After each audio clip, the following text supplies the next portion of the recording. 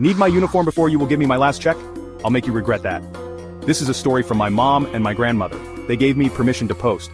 Quite a while ago, both my mom and my grandmother worked for one of the local casinos. At the time, the casino had a 90-day trial and then you would get insurance. During the course of them working there during the 90-day trial, the casino switched their policy to an 18-month trial before getting insurance. So they then proceeded to find reasons to fire all of their employees who were coming up on the 90 days so that they would not be grandfathered in. My mom knew this was coming because she saw person after person who had been hired a little bit before her get fired for ridiculous reasons. So when she got called in the office the day after she had to go to the hospital for a severe allergic reaction, she knew what was coming.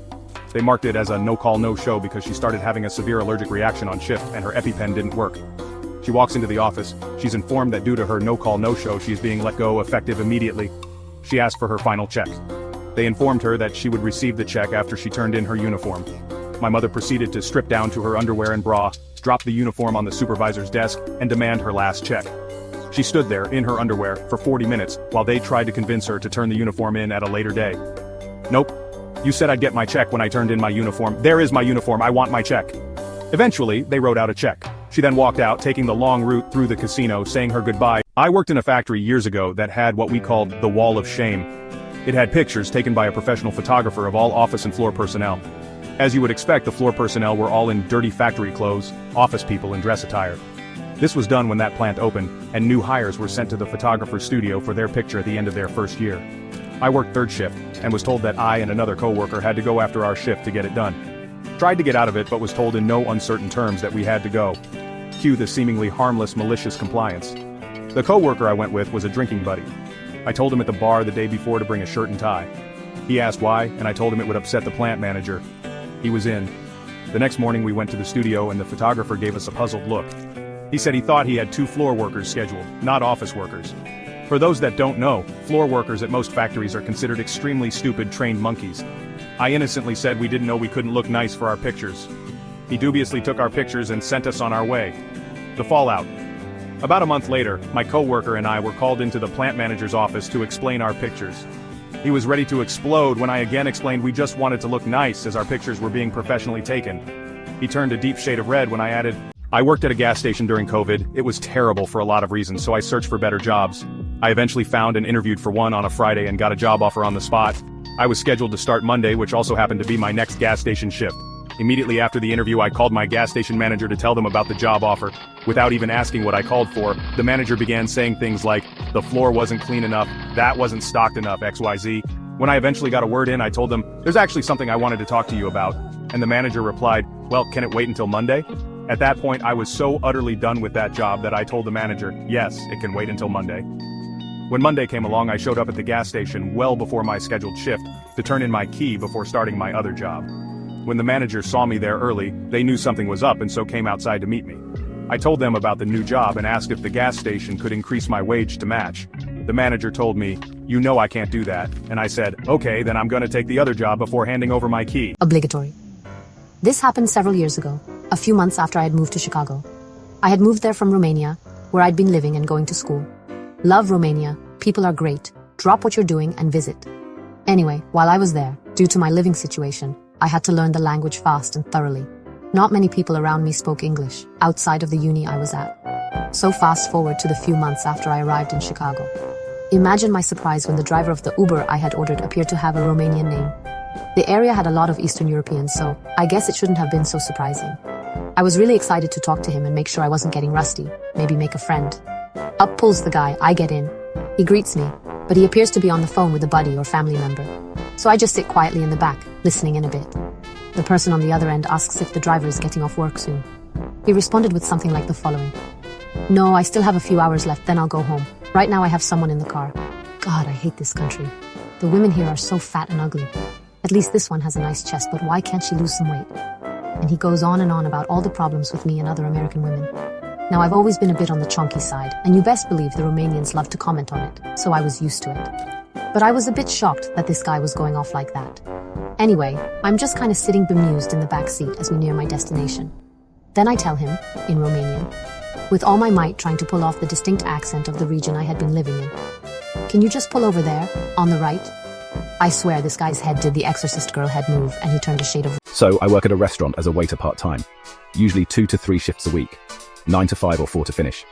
And 4 nights ago, we had 2 tables with over 20 guests at each one. There were also several walk-ins, and we were extremely understaffed. Loads of staff had taken that 4 to finish shift off for some unknown reason. Anyways, I was the most experienced waiter there as it was mostly new starts working. And apart from me, my manager was probably the most senior member of staff there. I'm 17 and I've been working there since I was 15. I'm in the UK, so it's fine for me to be working at this age. I am tasked with taking a food order from one of the tables. I go up and take the order and put their order into the tills. I then go to drink from the water bottle which I had filled at the start of my shift, and my manager tells me, "You're not allowed to drink on shift. It's far too busy, put it down." So I put my drink down. The next day, I come in for my 9 to 5 shift, and I don't drink. Then today, I came in for my 9 to 5 shift again, and I don't drink. My supervisor notices that I didn't even have my drink bottle in with me and asks why. And I tell him, "Oh, manager's name told me I couldn't drink on shift, so I don't see the point in bringing a water bottle anymore." And the supervisor says, "That's not right. You're allowed to have a drink at work. It's a basic human right. I'll have a chat with HR about this." Anyways, I just received a message from my manager basically saying that he's sorry for telling me I am not allowed to drink and that he was wrong. My supervisor also texted me saying that he embarrassed the manager in front of... So, new boss comes in and thinks he owns the place. Spoiler alert, he doesn't. Several years ago I worked as a setup operator at an aerospace manufacturing company. You already know this won't end well. My job? Arrive hours before everyone, calibrate the 5-axis mills, load the tool magazines, and ensure everything's in tip-top shape. Then, the company gets acquired. New management strolls in and suddenly I'm leaving early and racking up hours. Solution? New 9 to 5 policy? But here's the kicker. They didn't get what I actually did there, so I follow orders. Chill in my car until 8:45, punch in at 9, and hit the e-stop on every machine. Tell the operators, not ready, go wait. Start calibrating, taking my sweet time. New boss freaks out. Why is nothing running? Calmly explain, this is the job I used to do before you messed with my schedule. 5 or 6 hours to go, boss. Faced with losing $1 million in parts or production time. My wife and I have been married for 4 years. Up until a year and a half ago, things were fantastic. Our marriage began to deteriorate after there was a significant drop in sex between us. We would still cuddle and have deep intimate moments, but she kept rejecting my attempts at taking things further past kissing. We tried everything. Staying in shape, being more adventurous, couples therapy, and even testing our hormone levels. Everything was normal. Each solution would work for a little while and then we'd be back to having sex maybe once a month. I asked her several times if she was no longer attracted to me, to which she denied every time. About a month ago she told me she believes she's asexual. This was confusing because we had great sex in the beginning. I suggested a divorce, but she rejected the idea. 3 weeks went by without sex, so I filed for divorce. She refused to sign the papers and acted like nothing was wrong. Then I found her friend in our bed naked. She said her friend was there for me. I said I'm not having sex with other women in place of my wife. I packed a bag and have been staying in a hotel. Her family keeps calling, but I'm not interested in hearing what they have to say. Does anyone have advice? Should I contact my lawyer and force the divorce? I'm really uncomfortable with this entire situation. I'll update when I get home from work. Here's the update if anyone's interested. I'll try to keep this as concise as possible. I feel overwhelmed, so I probably won't bother with another update after this one. I don't know. My wife came to my hotel last night and we talked about everything. She told me the full truth and what's going on in her mind. She has always been asexual. She and her whole family has known this since she was 16.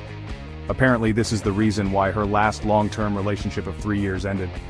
He broke up with her after the sex between them diminished to being non-existent after the first year. She told me that sex is easier for her in the beginning when emotions are running high, but she still needs to force herself to have it. After a lot of apologies and crying, she told me that I was the first person she was able to tolerate sex with for so long, and that she did enjoy it a handful of times. But after a while she still felt like she was being raped. I broke down after hearing this and started kicking myself for not catching on to any of this. She said she tried her best to please me as much as she could.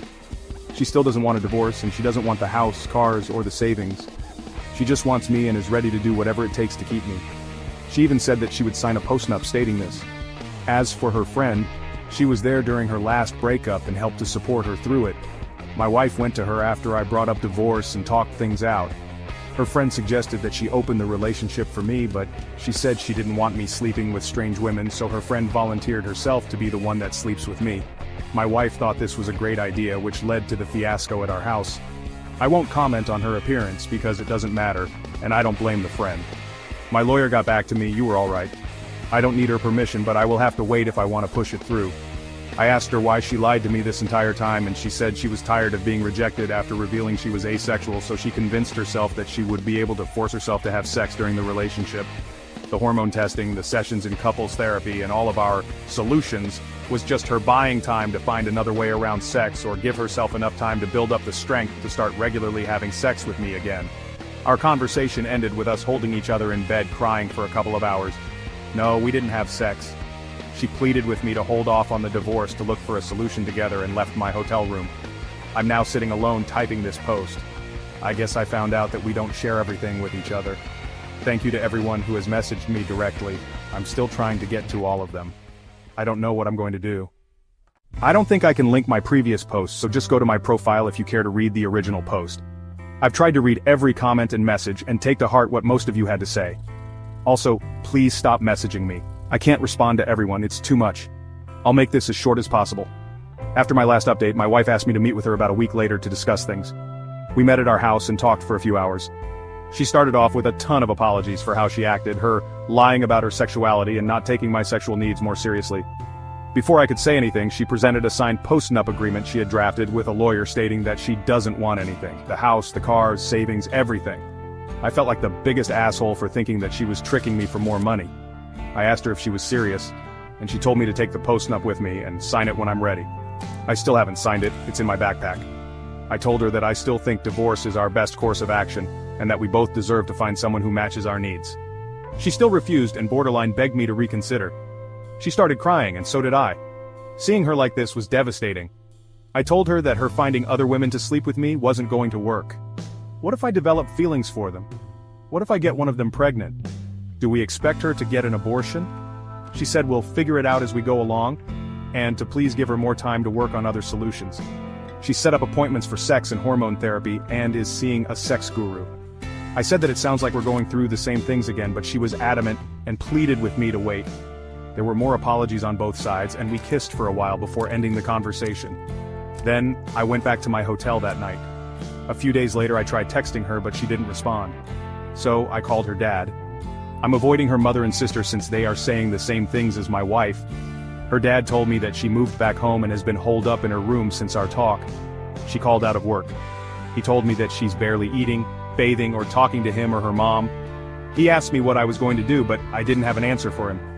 He just said he understands and would be here to talk anytime I wanted to. So I went back to our house and a good portion of her stuff was gone. The whole place feels empty. I've been sleeping in one of the spare rooms. I'm planning on flying to my mother's house in a couple weeks to spend time with my family to decompress from this entire situation. I'm still on the divorce side of the fence, but I guess there's no rush. Thank you to everyone for your insight and concern. Seriously, I know we're all strangers, but most of you have been a huge help to my mental health. Seriously, thank you. Also, my cousin uses Reddit, and reached out after he found my last post and asked me to shout him out. My father has always been against any confrontation or arguments. He is extremely passive, refuses to stand up for himself, and avoids any conflict. If someone bumps into him, he insists it's his own fault. If his employer messes up his salary, he wouldn't bother fixing it. If a mechanic didn't properly repair his car, he would just accept it as is. This resulted in a tumultuous childhood with my narcissistic mother. She controlled his every move, got him to quit his job, and do every chore. She insulted him at every step and cheated on him relentlessly. He never questioned it. My extended family tried for years to make my father leave, but he never budged. When she directed her anger onto me, my father never stood up for me. If I cried to Dad about something Mom did, he would sweep it under the rug. I joined the Air Force and got stationed far away. Therapy and amazing people helped me avoid a dark path. My mother left my father and destroyed him in the divorce. She was killed in a DUI with one of her affair partners. I took joy in hearing it took her hours to die. I'm almost 30 now, have a girlfriend who understands my family's situation. I have learned to not be consumed with anger and resentment. I went to a family reunion and brought my girlfriend. My father was there. I made sure to avoid him. I heard my father talk about a co-worker's divorce. He suggested his co-worker forgive his wife and set a good example. He believed he set a great example for me. I asked if he was serious. He started to stutter. I shouted how he was Over the last couple of weeks, I've learned a lot about my family. My father was an absolute asshole to his family, and that's why they treat him the way they do. I got feedback from Reddit and people questioned if my extended family contributed to the abuse. I decided to ask the hard questions. I met with my dad's brothers. Dale, the oldest, is married with 2 kids. John, the second youngest, is married with a son. Bill, the youngest, has 3 daughters. I asked about my father growing up. Dale sighed and said there was a lot I didn't know. My father was normal when he was young, shy but academically strong. Meeting my mom in high school changed everything. My father was a guiding figure for his brothers, seen as one of the nicest people. But my mother became possessive and isolated him, convincing him to give up his ambitions. Family became concerned and tried to intervene. My father lashed out and threatened them. When I was born, my extended family tried to talk to him, but he was in denial. Dale's wife had fertility issues and my mother sent cruel messages. Dale confronted my father, who justified it. Dale punched him and police almost got involved. John hated him when my mother insulted his son. Bill tried to inform my father about my mother's behavior, but my father responded with hate. I came to the decision that it was time to cut off my father for good. The more I learned about how he was, the more I came to the realization that nothing good would come out of having him in my life. I met up with my father one last time in a coffee shop to talk things over. I asked him one last time why. Why did he do all this? Why did he let his wife treat everyone like shit? Why did he treat his family and me like shit for her? Why did he do all this? He tried to weasel his way out, but I absolutely demanded to know. And he basically answered that it was because he loved her. Yep, it was that stupid of an answer. He loved her and just clung on to her no matter what she did. No matter how much she hurt him or others, he was an insecure man who just latched himself on the first woman who showed him attention. Even when she slowly destroyed his life, he thought it was better than trying again. I just got up and told him to fix his life, but I won't be a part of it, and I hope he has the sense to understand why. No matter how he tried to word it, I had 2 abusive parents. He didn't say anything, just stared at me, which leads to last night. I got a call from my grandparents that the night before, my dad tried to call his brothers and make peace. Unfortunately, from what they said, he did it in the most half-assed, avoidant way possible, sparing himself any guilt. That didn't go well. After recent events and old wounds being dug up, they gave him a verbal lashing that made mine look microscopic in comparison. My dad hung up and lost his shit. Decimated his entire apartment before packing up what was left and driving off. They only found out because one of the brothers came to check up on him. From what they can tell from the few texts they have, he's lost his mind after decades of shit and is driving off to the other side of the country to start fresh. Also from the minimum. For those who stuck around, I'd say it's over and about as wrapped up as can be. My girlfriend, now fiancé, and I are getting married later this year. My father is alive. He lost his shit and spiraled, but a couple of weeks later came back. His apartment obviously barred him from returning and is going after him for legal and financial damages. He has no job anymore. He is staying with my grandparents. He has hit the absolute lowest point and has finally taken responsibility for his life, his choices, and his damaged relationships. It's too late for a lot of the family, but his parents are seemingly giving some help since he's finally trying to fix things. However, the extended family as a whole has kind of blown up. My father kind of became a mascot for deeper family issues that have become worse over time. There are far too many to go over. When he finally got called out, everyone figured there was no use in ignoring everything else going on. Minor feuds have formed, some people aren't talking to each other, some have entered marriage counseling and family therapy. People don't want to live by the but family lifestyle anymore. My fiancé and I have decided to distance ourselves. We were kind of disappointed seeing how, since her family is insanely toxic, we could lean on mine, but I've come to realize mine has far too many issues to be